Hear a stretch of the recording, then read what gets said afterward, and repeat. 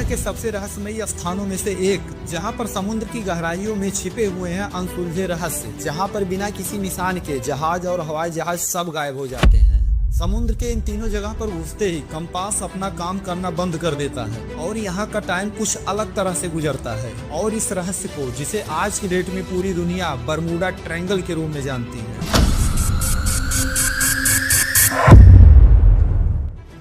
अगर मैं आपसे कहूं कि पृथ्वी पर एक ऐसा मिस्टीरियस जगह है जहां पर 50 शिप और 20 से ज्यादा प्लेन और हजारों लोग एक रहस्यमय तरीके से गायब हो गए, यह है बरमूडा ट्रायंगल, जिसे आज की डेट में समुद्र का सबसे ज्यादा मिस्टीरियस वाला एरिया माना जाता है। यह ट्रायंगल अटलांटिक महासागर के वेस्टर्न पार्ट में पाया जाता है, जिसके करीब पहुंचने पर प्लेन और शिप एक अजीब तरह से एक्टिविटी करना शुरू कर देता है और उनका कांटेक्ट अचानक अपने बेस्ट स्टेशन से टूट जाता है, जिसके बाद वो हमेशा हमेशा के लिए समुद्र में पूरी तरह से गायब हो जाते हैं। आज की डेट में 100 से ज्यादा शिप और एरोप्लेन इस समुद्र में गायब हो गए हैं, जिनका मलबा आज तक नहीं पता चला। और इसमें से कुछ ऐसे जहाज हैं जिनका डीप सी एक्सप्लोरेशन के दौरान इनका मलबा कुछ जगहों पर दिखाई पड़ा है। इसमें से एक शिप SS एल्फारो भी था। यह शिप 2015 में यह शिप फ्लोरिडा से पोर्टोरिको से एक सफर के लिए निकली थी और यह शिप निकलने के कुछ समय बाद अचानक अपने रडार से गायब हो गया था और इसका मलबा 4600 मीटर समुद्र की गहराइयों में मिला था। और इस शिप के साथ आखिर क्या हुआ था, इस शिप में बैठे हुए सभी क्रू मेंबर के बारे में क्या हुआ, इसके बारे में सभी रहस्यों को जानने के लिए वीडियो को बिना एक भी पॉइंट मिस किए हुए पूरा जरूर देखिएगा। यह जगह अमेरिका के फ्लोरिडा से लेकर पोर्टो रिको आइलैंड्स और बरमूडा के बीच में है। क्योंकि यह तीनों पॉइंट मिलकर एक ट्रायंगल शेप बनाता है, इसीलिए इस पूरे एरिया को बरमूडा ट्रायंगल के नाम से जाना जाता है। और इतना ही नहीं, इस पूरे इंसिडेंट को अलग अलग जगहों पर अन्य नामों से भी जाना जाता है, जैसे कि devil's triangle, the limbo of the lost. लेकिन दोस्तों बात ये फंसती है कि इसके बारे में लोग बात करना कब से शुरू किए। 1950 में अमेरिका के मीडिया के अंदर इसको लेकर हल्की सी बात होना शुरू हुआ, लेकिन पहली बार लोगों ने इसको बरमूडा ट्रायंगल नाम लेकर तब बोलना शुरू किया जब विल्सन गेडी ने एक आर्टिकल पब्लिक किया। और उस आर्टिकल के अंदर उन्होंने लिखा था कि फ्लोरिडा के पास एक ट्रायंगल आकार का एक एरिया है जहाँ पर कुछ अजीब एक्टिविटी हो रही है। और उस समय उन्होंने अपने आर्टिकल में लिखा था द डेडली बरमूडा ट्रायंगल। और उसके बाद जब भी इन लोगों ने इसके बारे में बात की, तब उन्होंने इसके बारे में बरमूडा ट्रायंगल ही नाम लेना शुरू कर दिया।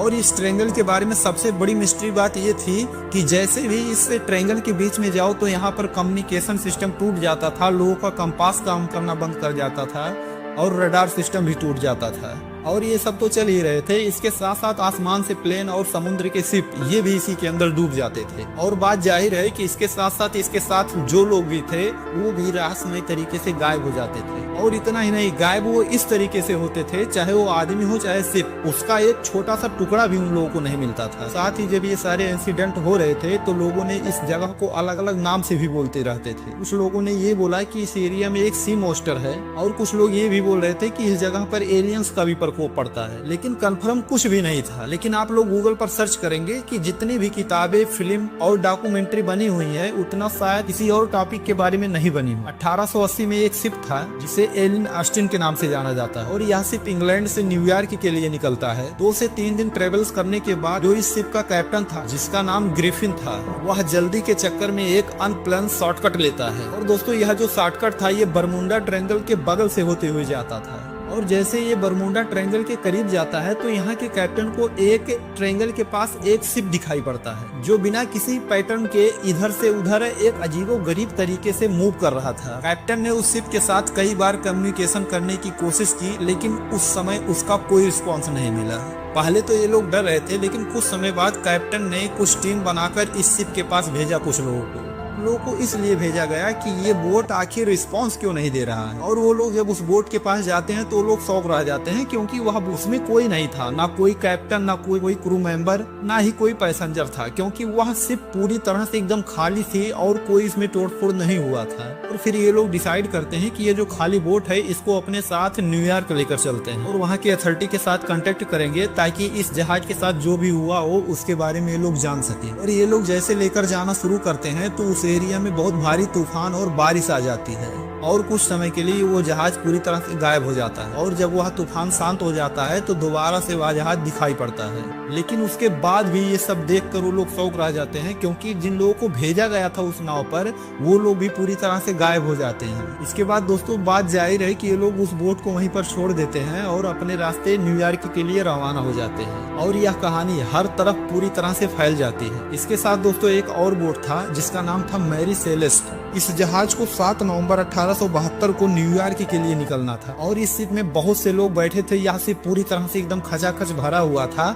लेकिन यह शिप जब बरमूडा ट्रायंगल के करीब में पहुंचता है उसके थोड़ी देर बाद यह पूरी तरह से गायब हो जाता है। इसको बहुत ढूंढा जाता है लेकिन इसका एक भी पॉइंट पता नहीं चलता है। और साथ ही यह जहाज करीब 1 महीने बाद 4 दिसंबर 1872 को बरमूडा ट्रायंगल के पास तैरता हुआ दिखाई पड़ता है। और साथ ही जिन लोगों को यह शिप दिखाई पड़ता है वो कम्युनिकेशन सिस्टम के साथ वहां पर रेस्क्यू टीम को बुलाते हैं इनको हायर करने के लिए। लेकिन दोस्तों इसमें हैरानी की बात यह है कि इस पूरी शिप पर एक भी आदमी दिखाई नहीं पड़ रहा था और इस शिप पर एक भी खरोच नहीं आया था। यहाँ तक कि इस शिप के अंदर जो डिनर टेबल लगा हुआ था उस टेबल में एक थाली में खाना भी पड़ा हुआ था। लेकिन कैप्टन, क्रू मेंबर और पैसेंजर सब लोग पूरी तरह से गायब थे और इन लोगों का आज तक पता नहीं चला कि ये लोग गए कहां पर। इसके बाद 5 दिसंबर 1945 को 5 फाइटर प्लेन एक ट्रेनिंग के दौरान निकलते हैं। यह जहाज फ्लोरिडा से निकलता है और इस 5 प्लेन के ग्रुप को फ्लाइट 19 के नाम से जाना जाता था।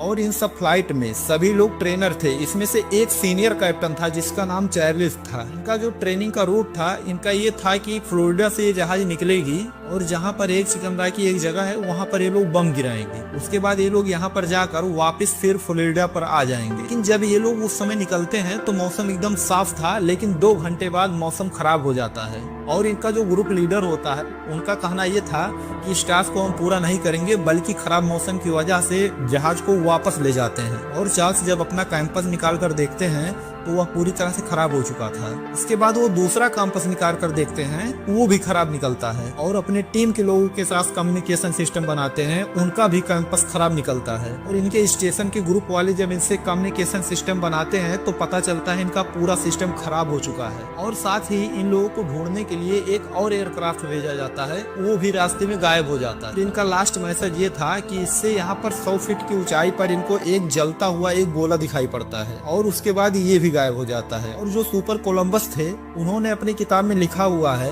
जब वो यूरोप से निकलकर बरमूडा ट्रायंगल के पास पहुंच रहे थे उनका जो कंपास था वो पूरी तरह से काम करना बंद कर दिया था और वो भी रास्ता भटक गए थे। कोलंबस जैसे जैसे ट्रेवल करते रहते थे उनका रास्ता अपनी किताब में लिखा करते थे और उन्होंने अपनी किताब में लिखा था कि यहाँ बरमूडा ट्रायंगल के पास ऊपर एक कैंडल की तरह रोशनी आते हुए समुद्र में गिरते हुए दिखाई पड़ती है।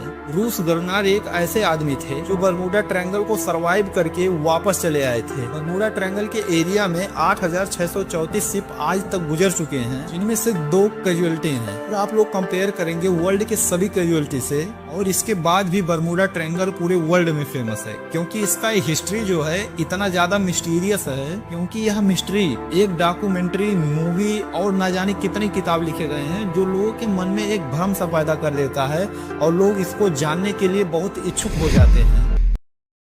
तो दोस्तों आज की वीडियो में बस इतना ही। बरमूडा ट्रायंगल या इसके मिस्ट्री के बारे में आपका कोई ओपिनियन है तो कमेंट बॉक्स में लिखकर जरूर भेजिएगा और वीडियो के दूसरे पार्ट में हम बताएंगे कि आखिर जहाज का डूबने का क्या रहस्य है। तब तक के लिए वीडियो अच्छा लगा हो तो वीडियो को लाइक करने के साथ साथ चैनल को जरूर सब्सक्राइब कीजिएगा और बेल आइकन को दबाना बिल्कुल ना भूले ताकि आने वाला हमारा हर वीडियो आपके पास समय से पहुंचता रहे। दोस्तों वीडियो देखने के लिए बहुत बहुत